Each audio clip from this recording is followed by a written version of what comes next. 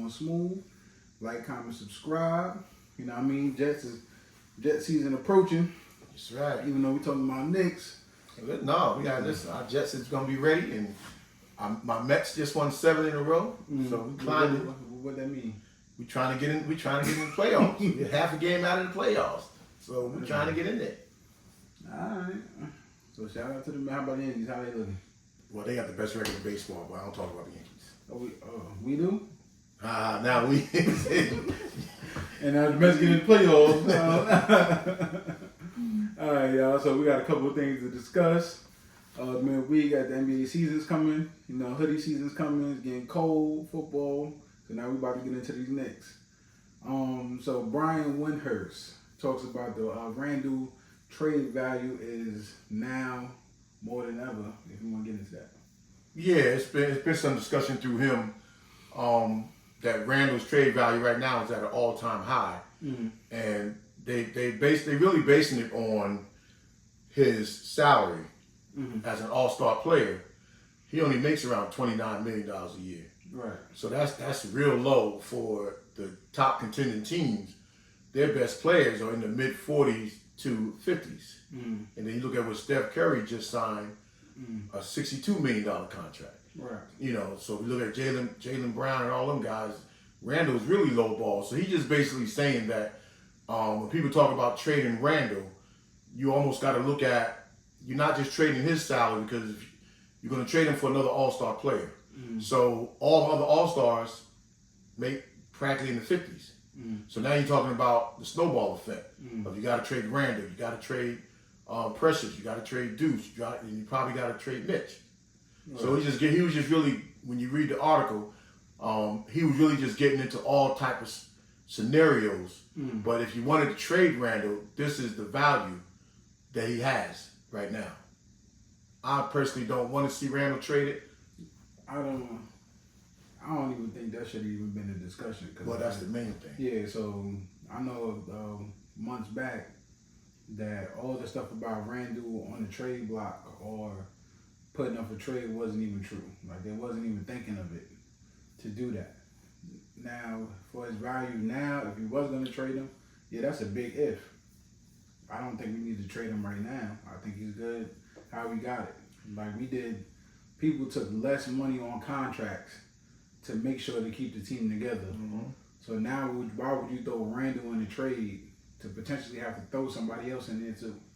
Yeah. Or bring a superstar in here that's going to kind of mess up the whole chemistry. Well, that's all part of what they was talking about. Like, and we touched on that a few weeks ago when I was saying that if you want to trade Randle, you got to get high value for him. Right. So who can you bring in? What superstar could you actually bring in?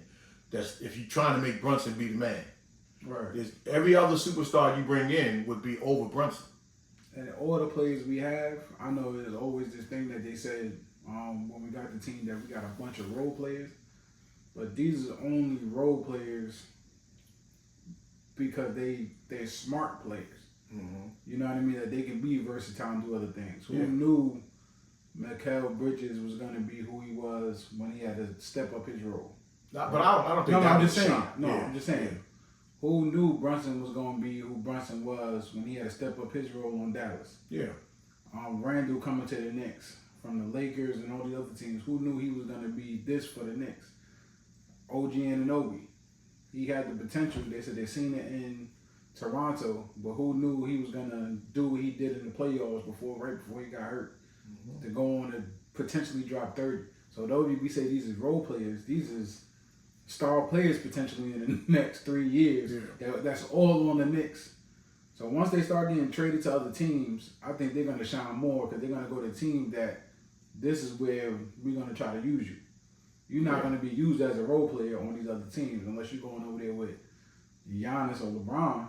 Well, yeah, but just the shocker, Bridges is not a shocker because just like when Booker went down, right away, Monty Williams go to him, okay, because everybody know what he could do.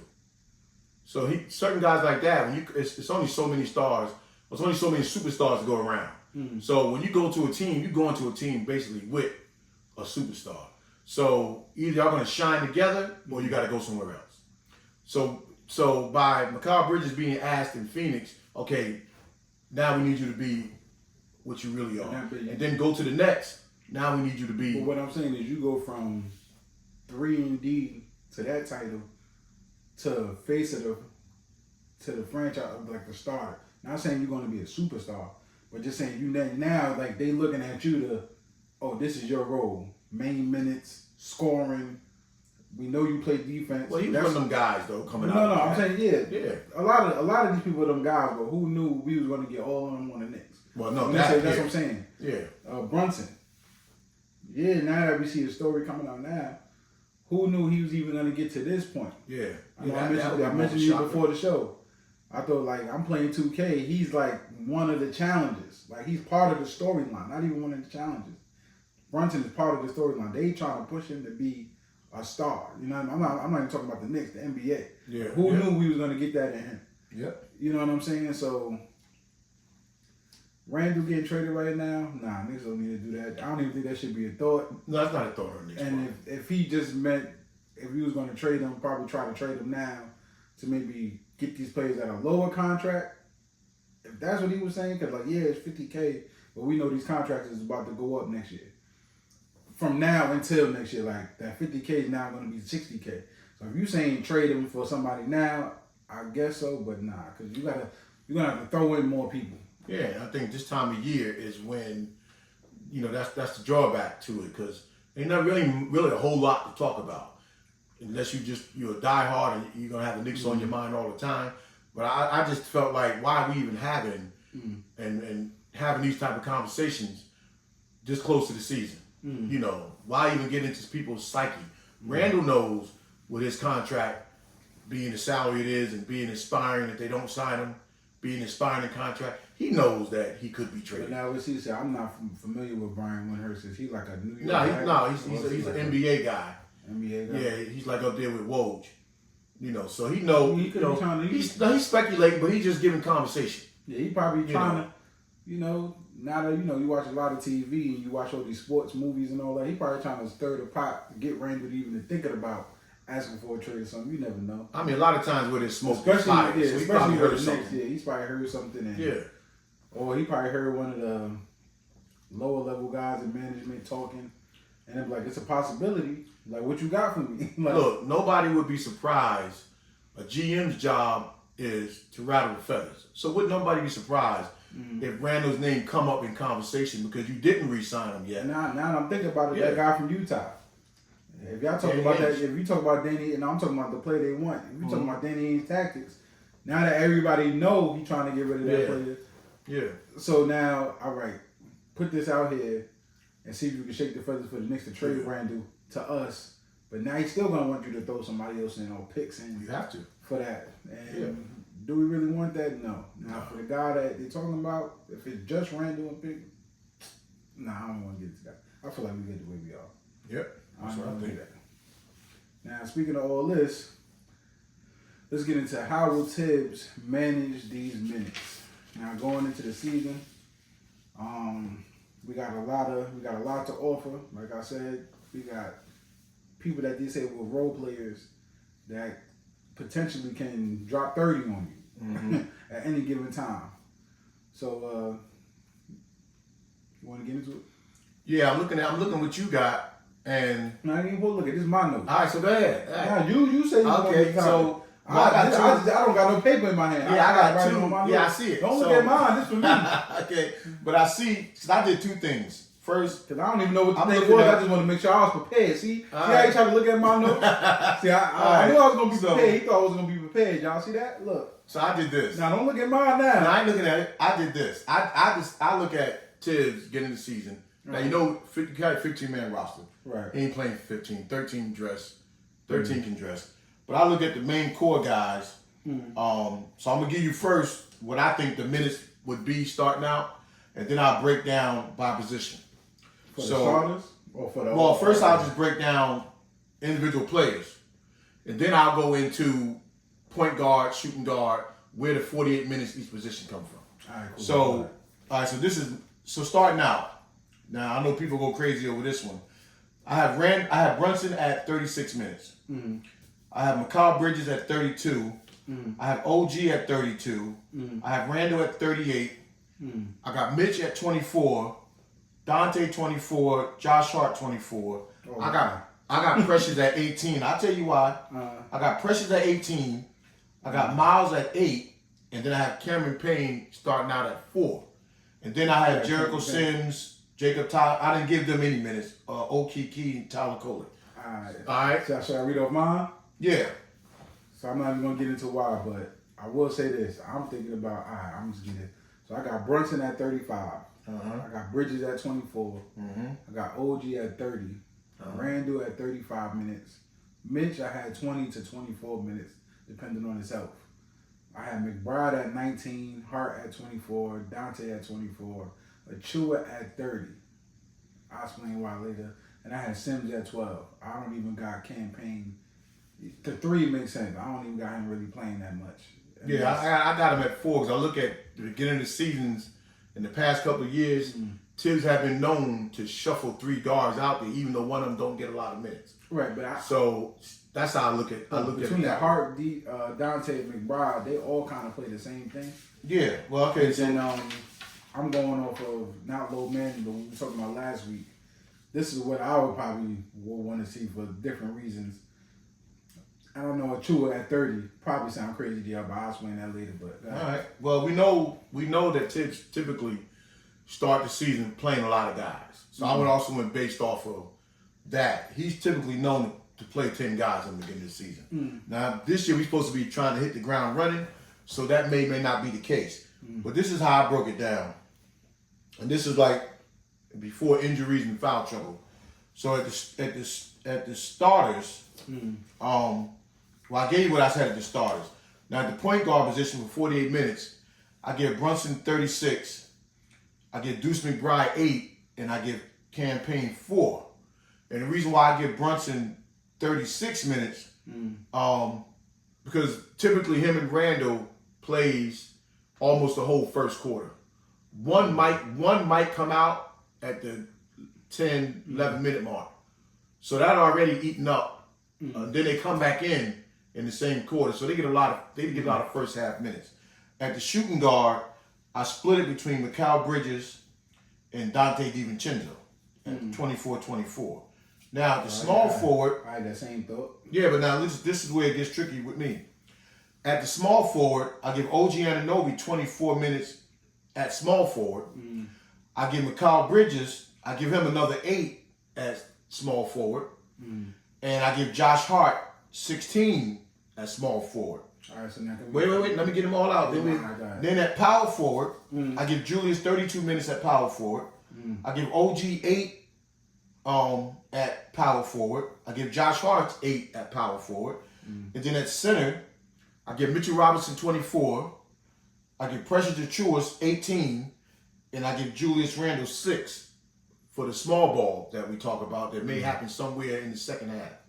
So that's why I give where people get their other minutes, crisscrossing their position. Right.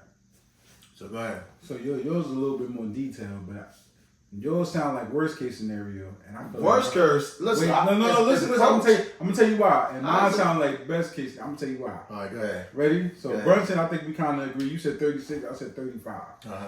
But the reason why I gave McBride 19, that's what he averaged last year with all the chaos.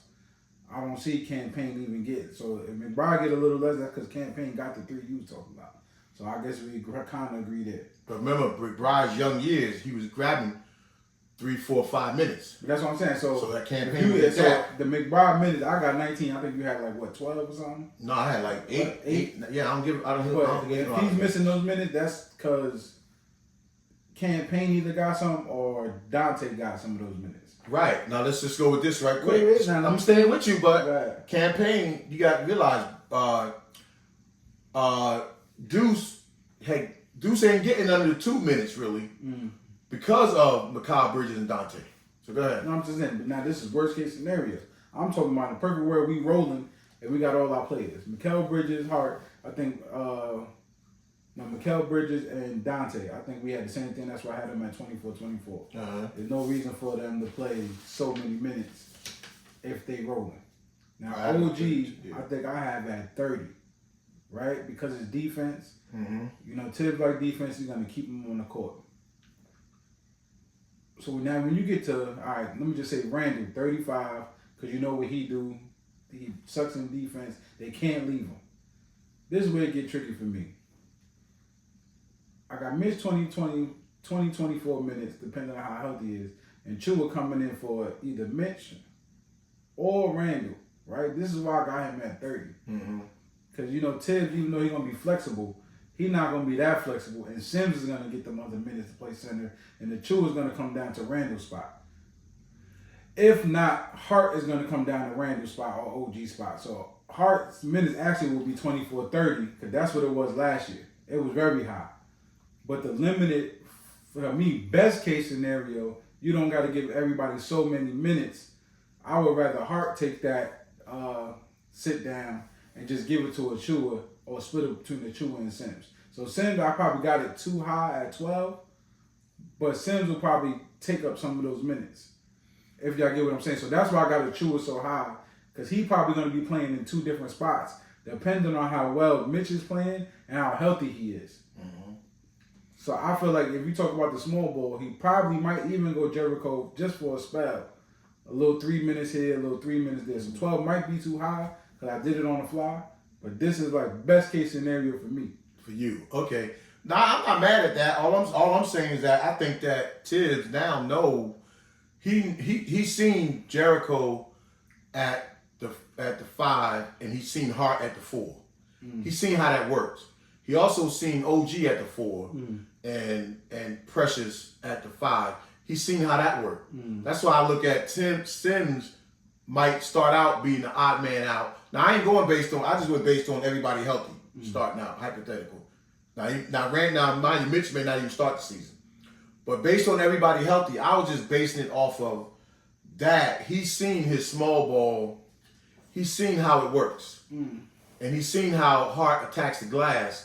Where our rebounding almost went up.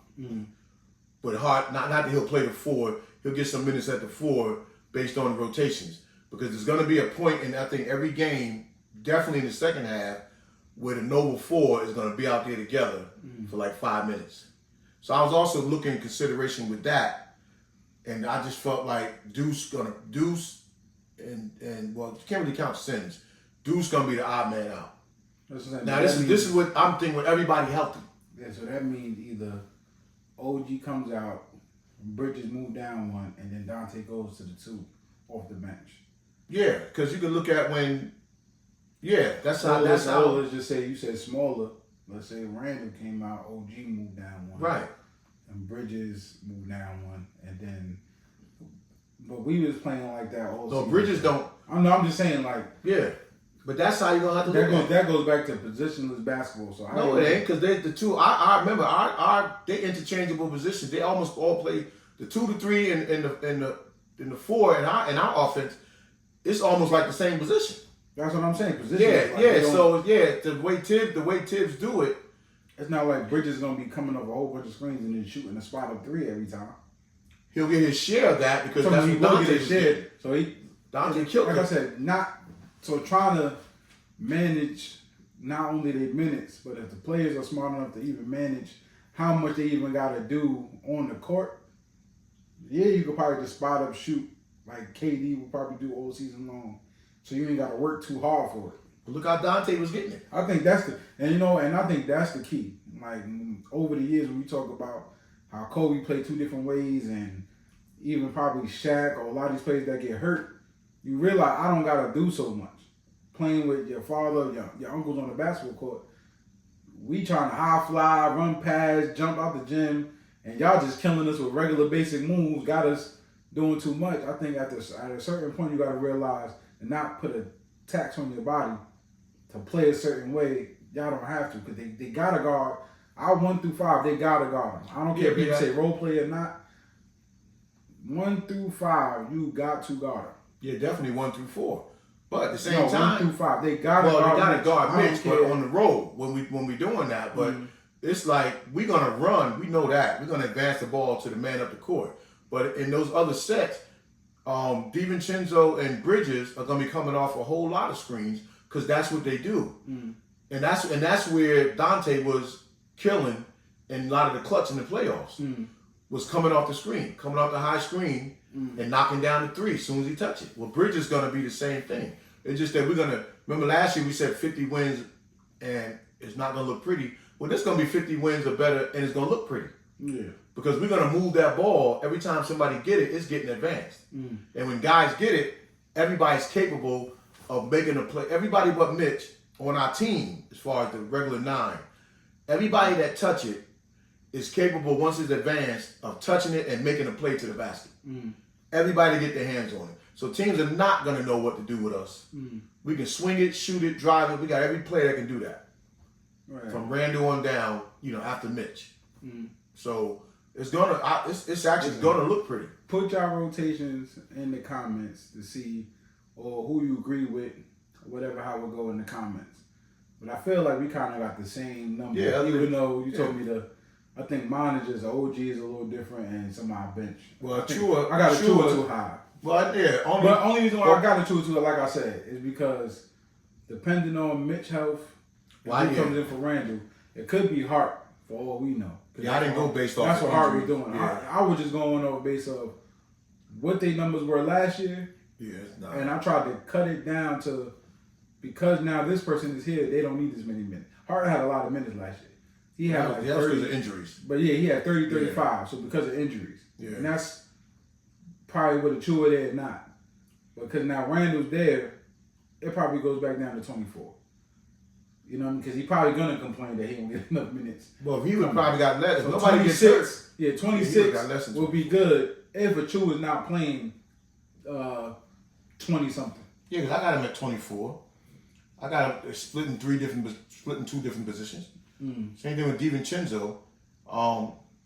See, I got Mikal at 32 because he's a real sniper, and he's almost like he can really make his own play. And listen, if we kill him, McBride's getting 19 because Brunson don't need to be out there after an injury. Yeah, but Tibbs just got McBride, this is me what I said in the perfect world. He should be probably getting 19 or campaign should be getting the extra 5. If we win by 30, Brunson don't need to be If we don't got Mikal Bridges, I can see, but having Bridges, it's gonna make life minutes difficult for a lot of people. Winning by 30 though. Well, we got to get to winning by 30. I'm just saying, how do we get to winning by 30? One night, Brunson probably should be able to sit. Next night, if we win it again, Randall should be able to sit. Like you said with the old Laker teams. Listen, I won't go out tonight. I won't play the fourth quarter. Yeah. That should be the same thing for that's Magic and Kareem. See, we ain't got Magic and Kareem. Yeah, but that's just in it. It's hard to say what is a right or wrong answer, depending on what you're basing it off of. It's just that we know that whoever we trot out there, they're gonna know that they gotta get the job done. And we know this. Achua do start off a little shaky, and then he get rolling. So yeah, if he's gonna play, he might as well just play. Well, if Mitch don't get in foul trouble, we know it's a minimum 24. If he don't get in, because him and Hartenstein, they juggled 24 apiece. One may got 25 or 26 based on foul trouble, but that's what they juggled. Tibbs just seemed to do that with Mitch, even though if Mitch is healthy, his minutes should start going up into the 30s. And I best believe I know Mitch know he was going to be on pace to be Defensive Player of the Year or an all-team defensive, because he was getting 1 or 2 blocks every game. Yeah, if he can get back. Yeah, it's gonna take a while now because he went out with an injury. Ball that Dwight Howard and they were talking about on the show. Mitch was doing that, like that new age ball. Now, though I'm not getting all the blocks, I'm causing havoc in the paint. Like, you're just not running in here. He was throwing his weight around. Yeah, doing what you want to do and offensive rebounds. The extra point getting the putback. Mitch made that contagious. Mitch, Randall, and then when we got OG, it's... Yeah, Precious too. That's it, yeah, Precious. Like, it was contagious. But Mitch definitely was, and dunking it hard. Like, not trying to lay it up on you, not trying to... I'm going straight up with it, and I'm dunking this on your head. Yeah. So, I'm excited. No, it's going to be good. It's going to be whatever we trot out there, that position is going to know its responsibility. You know, and I love the fact that... But definitely the first 2 games, they playing all their minutes. I think Tibbs know. Well, we don't know who going to... Well, we don't know who's going to be out there. I'm lying, because we got guys coming off injury, too. So, we are hyped for the first couple of games, but we also know that Randall, Brunson's coming off an injury. Day-to-day. People coming off surgeries. Julius. Well, everybody was good, and I don't know how ESPN, how accurate it is when you look on ESPN, but it has OG day to day and McBride day to day. Yeah, but look who's coming off injuries too, though. Yeah, but so everybody back else into the kinda basketball got good. flow. You know, Brunson was his hand, right? Yeah, but Brunson was we just see Brunson killing it. Something. Yeah, so we got, we guys got to come in there and yeah, we do want to start out strong, but we don't want to have no setback neither. Right. Let's see what training camp bring. Tibbs, get them guys their training camp minutes. The back end guys know, okay, but get it started their training camp minutes. Let's hit the ground running. If you need them to learn some moves, you can just hit my hotline. You know what I mean? Nah. All right, so that's good. All right, y'all. So, listen, like, comment, subscribe. Thank you for returning and staying on pace with us. Shout out to all my new subscribers out there. Listen, put it in the comments if you're here. We might just shout you out on the next show. You want to take it out? Peace. Peace.